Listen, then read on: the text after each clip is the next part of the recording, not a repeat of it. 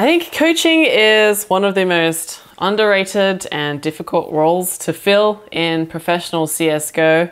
All the players, of course, they're doing the legwork, but I think coaches they offer a unique perspective from an outside point of view, and they can offer something more to the players who may be too busy, focused in game in their roles. And the coaches can provide an overview of what's happening in the game, and I think that's important. So that being said, I have the head coach of OpTic Gaming's CSGO team here with me today. ImAPet. Thanks for joining me, man. And how are you? Good. Thanks for having me. I'm looking forward to the interview. Oh, it's a pleasure. It's a pleasure. Welcome to Esports Network. I'm Zoreen. Nice to finally meet you. So for those who don't know much about you or who you are or your background in CSGO, I know you were an analyst before you became a coach. Why don't you tell us a little bit about who you are and what you do in professional CSGO? So I was an analyst for CLG, maybe late 2016. And slowly I kind of worked my way up through the rankings, and eventually became their coach for CLG. And then over time we had some decent results, and then I kind of left CLG and I transferred my way to OpTic, and here I am.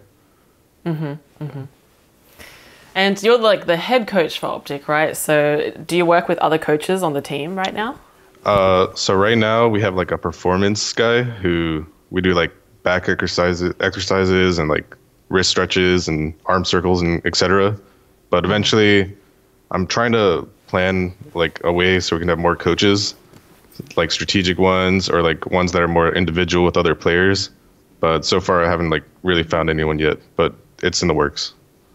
Is it a case of you haven't found anyone because it's hard to find the perfect people with the right experience and the right, personalities that you want to mesh with yours as well? Yeah, it's kind of hard to find someone who thinks almost exactly how you want to play the game. So if we have a lot of people with conflicting game ideas, then it's going to be really hard to work together. But I think I'm pretty close to finding someone, just not ready yet to share it out. Right, cool. Well, was making the jump from analyst to coach part of your original plan, or was it something that kind of just happened and you went along with it? So I figured one day I would become a coach because, in my opinion, I work a lot. So, and seeing other coaches, no disrespect to some other coaches, but I don't think they work as hard. So I thought it would be pretty easy to climb up the rankings, and I think I proved myself. Yeah. Nice. How would you describe your coaching style then? I like to watch a lot of VODs. I like to review VODs a lot with my team and with myself, and I like to bring a lot of tactics to practice. And then whenever we fail in a match or someone is having issues, I try to work with them individually. So I can do drills with my teammates, for example. So if someone's missing an angle over and over and over again, and it's pretty obvious that they're not comfortable holding it, that's something I would try to fix. So I think I like to do a little bit of everything, but mainly just VOD review is my specialty. Is it hard to sell, ideas or strategies to players? Do you kind of have to be look, we have to try this, or because CSGO players, there's a lot of egos at play in esports. Is that something you have to deal with as well? Sometimes if I bring a tactic to practice, there's some conflicts once in a while, but usually I can get my idea across because I like to steal ideas a lot. So if I prove that it's already worked somewhere, then it's really easy to introduce. If it's an idea that I'm trying to change the meta, it takes a little convincing, but I usually don't have too big of a problem.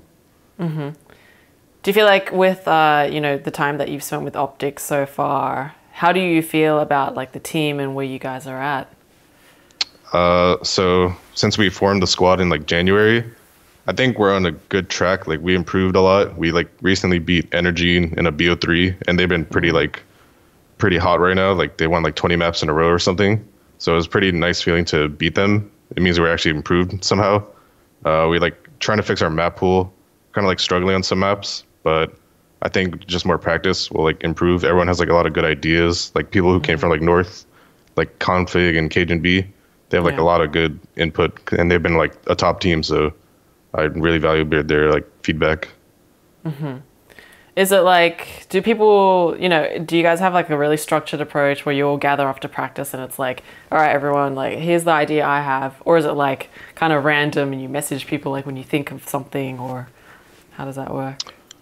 I think it's like a little bit of both. So usually I would like work with Peter Stanislaw for like an hour, and then the next hour, me and him would go to the team and we would just show our tactics for another hour, and then we'd like dry run them, see how they work, see if everyone likes it, like if the roles are comfortable for everyone. So like we do a little tweaking at that point. And sometimes if I just like watch a match and I see like some sick strat, I'll just message like Peter and then tell him, yo, this strat's sick. We should just introduce it ASAP next time in practice. So we try to make it really structured. We do have like some flexibility. Like people, like Config's like a prime example. He likes to be pretty aggressive. So we don't like hold him back. If he wants to go for it, he can go for it. Like a good example is yesterday. We played Energy or Renegades on Overpass. Renegades, yeah. Yeah, and he dropped like 47 kills. He like broke the world record for the most kills in regulation. So I let him do his thing. Go kill. Yeah. Oh, that's awesome. I mean, like, I don't know about the structure of the team. Is everyone like, because you guys are all like physically, like geographically kind of dispersed everywhere right now, right? We're all in Texas now. Oh, okay. Yeah. Yeah, we like live in our apartments right now. And then we have an office. Oh, cool. Yeah. Cool. So what would you say? Sorry, go on. It's just like a step up from like a gaming house, It's just like, it feels more separated from work and, having fun. Oh, because your living space is separate to where you guys like go and train? Yeah, it's like actually you look forward to going to practice. Like I've heard that from my players. Like it's actually fun going to practice because it doesn't feel like you're at your living space and your work space at the same time. That's actually a really important thing. I think that is one thing that causes players to burn out so quickly in the scene and like with their teams and stuff.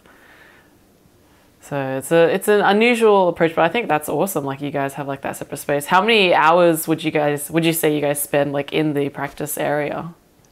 So right now I think we're spending too much time because we don't do anything else besides play CS. So probably like 80 hours or something like that. Maybe maybe 80 hours per 2 weeks. So like 40 a week, something like that. It's a good amount. Because, like I said, we don't do anything else besides play CS. We talked about doing other stuff, but we don't do it. Yeah. Maybe one day. Yeah, maybe one day. So, what is the day-to-day like then in that area? We pretty much just get up. Some people go to the gym, others don't. Then we have like some mandatory sessions that everyone has to go to, and then after that, people take like a break, get a shower, you get food. Then we do tactics. Me and Peter. And then we do tactics with the team. Then we scrim. Then at the end of the day, we just like talk what went wrong, what went right, and what we can do to fix it for the next day. It's a pretty standard day. So you said mandatory sessions. What does that mean? Yeah, so we had the performance guy that I talked about earlier. He just does like some stretches and stuff to like make people feel a bit better. Like some people have like back issues or like because they don't sit upright, or some people have like problems with their wrist, etc. So he just like spends like 30 minutes and we do just a few preset exercises that he has. Have you guys been keeping up with all the changes or the shuffle that's kind of happening in the scene right now? Yeah, I kind of knew of some of them, or like I had an idea of some of them. It's pretty interesting. That's putting it mildly, I think. How does that impact you guys, if at all? Like you have to plan ahead, like for facing these kinds of teams, right? Well, I don't know if it hurts us too much, but it's like we have practices scheduled versus like some of these teams, and when we play them, we're just like, this is interesting because we're expecting something from these teams. Like we're going to play SK this week, and we're expecting a certain style, but if they're adding a new player, I have no idea what to expect. So it could be good for us. Like they'll probably punish us in some way. We'll still learn, but I'm just not sure exactly what to expect this time around. Do you think that the way things are in the CSGO scene, do you feel like more stability is something that is needed, or do you feel like at the moment with the way things are, everything's like spontaneous, that's okay because there's more opportunities to move around?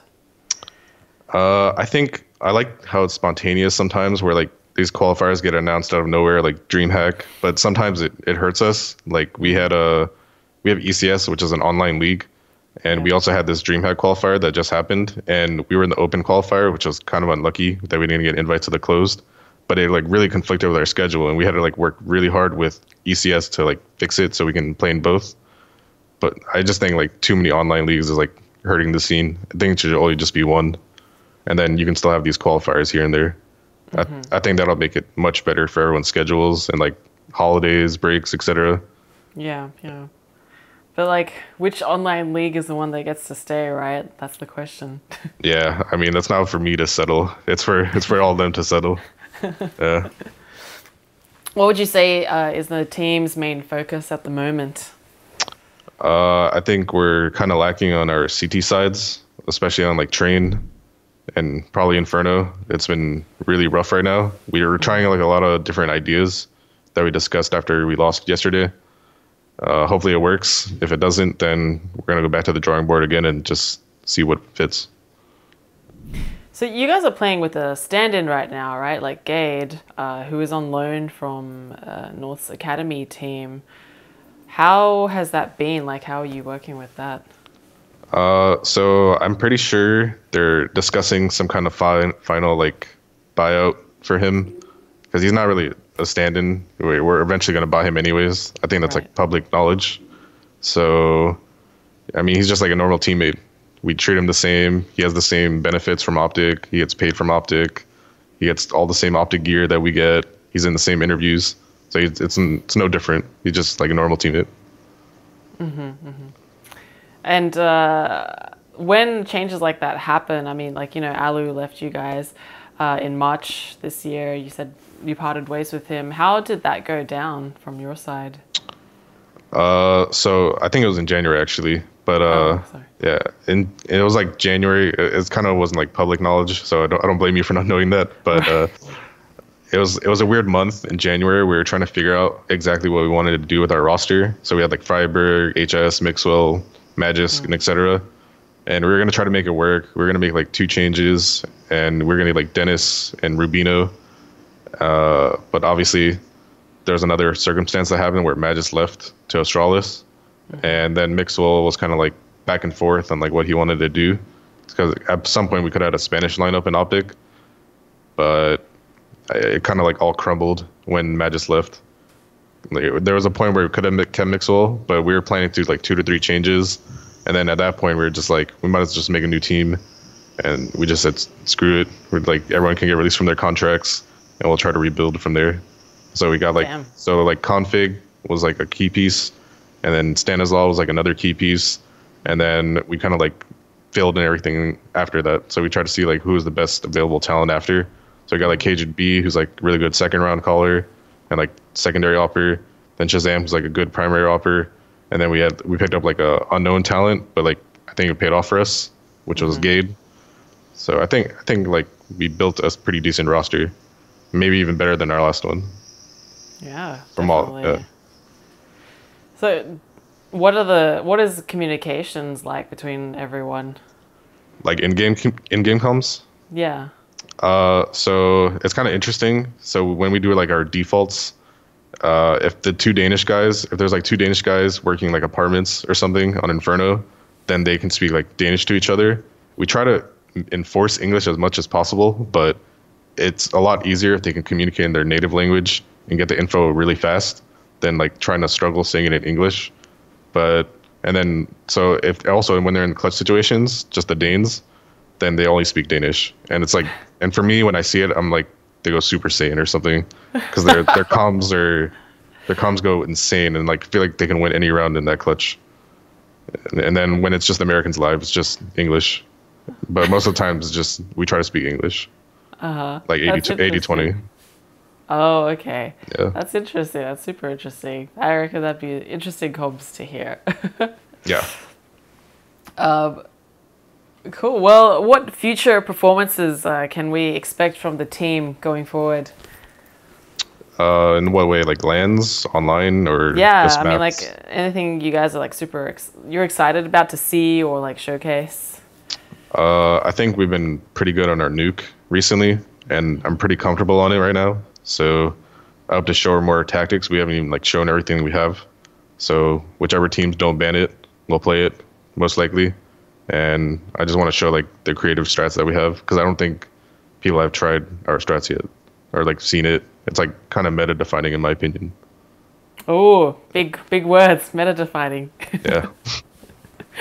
All right, awesome. Well, is there anything else you wanted to like, say to the fans out there, I guess, who are watching?